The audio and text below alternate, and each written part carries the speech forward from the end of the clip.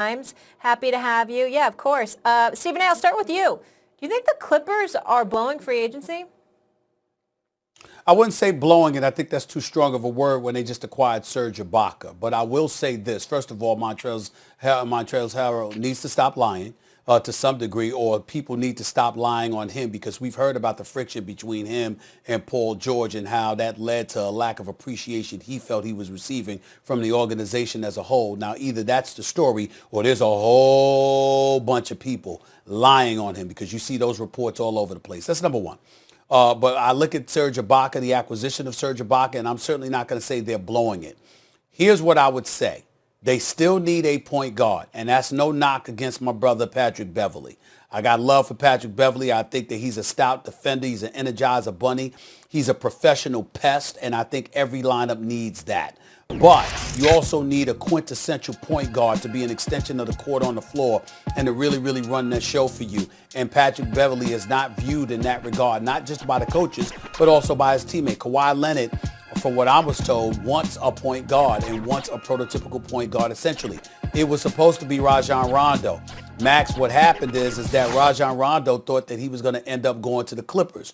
But the the Atlanta Hawks, rather, came up with about almost $10 million more than the Clippers were willing to offer him or could offer him.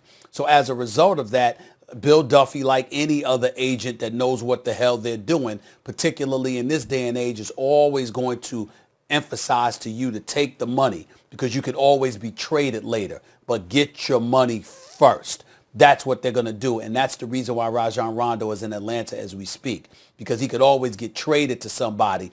But the bottom line is that doesn't mean you'd get the money. Get the money first. That's why Rondo is not with the Clippers. If Rondo was with the Clippers, along with Serge Ibaka, I think free agency would have been a home run for the Clippers. But because that was not what happened, I'm not going to say they're blowing it, but that is something that they need to address. Well, literally, that's exactly what I was going to say. I thought that we disagreed about this, but apparently we don't. I think they are blowing free agency, and it's not that they're not doing a good job. Serge Ibaka is a great pickup for them. Versatile defender who can stretch the floor to go next to Paul George and Kawhi Leonard. It's a perfect fit, especially when you still have Morris and you have depth and size and defense and shooting. But what they are missing is a floor general to make that offense more cohesive. It's not like station-to-station half-court offense. Kawhi Leonard is a lot of things, and he's an above-average passer even at this point in his career for his position. But that's different than being like a point guard. You know, if you're going to run your offense through Kawhi Leonard, that's fine. You can do it. In fact, you know, you can do it to great effect. But to beat the Lakers, you should have a dynamic playmaker who's not Kawhi Leonard, right? So had they, for example, made a move and somehow acquired Drew Holiday. I want to get to Fred VanVleet, who agreed to a 4-year, $85 million deal to re-sign with the Raptors. The deal includes a player option in the final year. It is the largest contract in NBA history for an undrafted player. So first, just a little congrats from all of us to Fred VanVleet. His expression is bet on yourself, right? So is it something, nothing, or everything, Zach, that Fred bet on himself, got those kind of numbers, and is going to return to the Toronto Raptors? Obviously, it's everything. Isn't this what you want to see in sports? Undrafted, too little, not athletic enough, can't finish at the rim, blah, blah, blah, blah, blah. And he comes in and he's a flat-out stud. He's a winner. He's tough as hell. He's a character guy, and he's making $20 million a year. And just for kicks, give me the player option in year 4. So if I'm still rolling, I can get back into free agency again in my prime. I love it. I love it for the Raptors. I kind of wanted the Knicks to go after him because I think the Knicks need a point guard in the absolute worst way. But it's a great deal for Fred VanVleet. Great deal for the Raptors.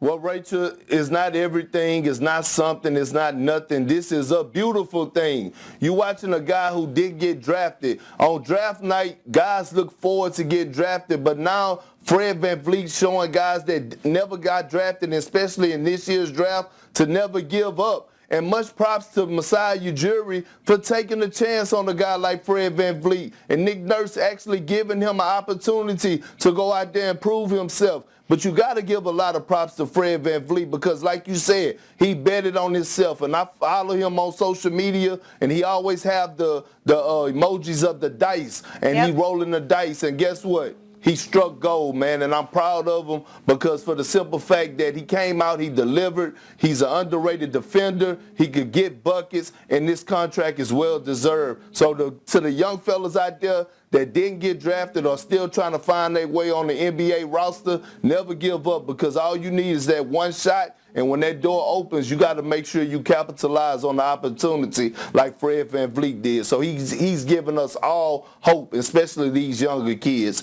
that's coming up. Absolutely.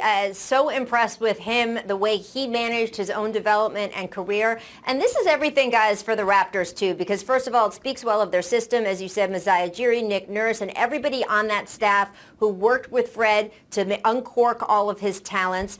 And they lost Serge Ibaka. And if they had lost Fred VanVleet, too, that would have triggered such a sea change in that organization. So I think this is everything both for Fred and for the Raptors themselves. Welcome back to The Jump. I'm Rachel Nichols, still here with Kendrick Perkins, Zach Lowe, and you just heard former Atlanta Hawk, current Jump analyst Vince Carter on our free agency special on Friday. And guess what, guys? I don't know, Zach. He might be giving you a run for his money. He was right about Gallinari, right about Rondo being Hawks targets, and another guy he mentioned is the subject of our first topic here, one of our favorite games, Something, Nothing, or Everything. Yes, free agent Bogdan Bogdanović has signed a 4-year, $72 million offer sheet with the Hawks. The Kings have until tomorrow to match that offer. If he stays with the Hawks, Vince Carter would be 3 for 4 on his predictions and reporting, Zach. So is this offer sheet something, nothing, or everything? And do you need to add Vince Carter to the reporting team here at ESPN? Well, first of all, he was also right about Joe Harris. The Hawks would have loved to go after Joe Harris, but everybody knew he was going back to Brooklyn. The Bogdanović offer sheet is something. I actually really like his fit at Atlanta. I like it better than Danilo Gallinari, who's going to have to play a lot of small forward for them, and I don't necessarily love that. I like the idea of another really good ball handler on the wing who can get the ball out of Trae Young's hands a little bit and let Trae Young run around and set screens like Steph Curry does. Trae could be really impactful in that kind of role and give some other guys a chance to handle the ball. I think everyone's happier. The ecosystem works. So I really like this move by the Hawks, and now we just wait to see if the Kings match. And the Hawks made it nasty with like a trade kicker and stuff. I love when these offer sheets get nasty.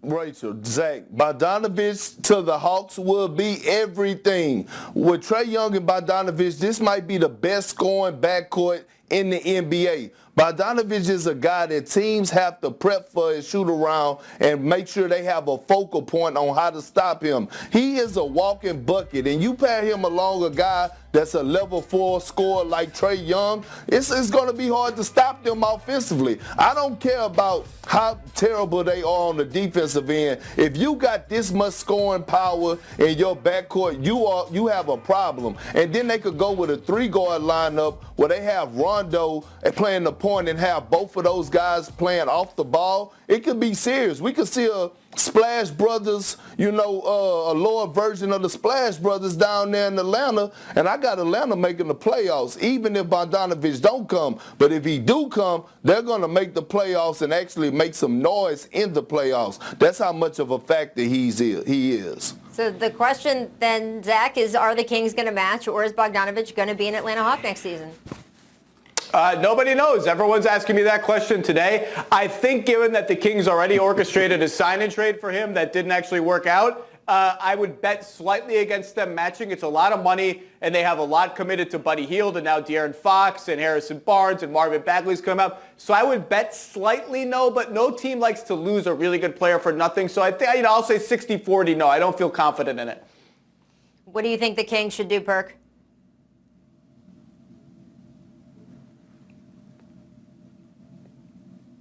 No, I think the Kings should match. You can't get rid of, look, you can't let a guy like this just walk. And I think with the Kings already giving the young kid Fox his money you can't let this second option guy, a guy that shows you that he's a closer, a flat out scorer, just leave your organization without trying to put up an effort. So I do think the Kings should match. 5-year, $163 million maxed extension this past weekend. Fox less than 1 month shy of his 23rd birthday. So, Perk, is this extension something, nothing, or everything? Rachel, it is everything. It is everything. They drafted Fox, and every single year this young man has gotten better. He's one of the most underrated point guards in the league, and he keeps getting better every single year. I think this is a right move by the Kings. They're moving in the right directions. It showed that they're invested into the guy that they draft as a lottery pick, and the sky's the limit for Fox, and I love him because you know he's a Texas boy, so I'm always rooting for him, and I'm happy for him. But he's a great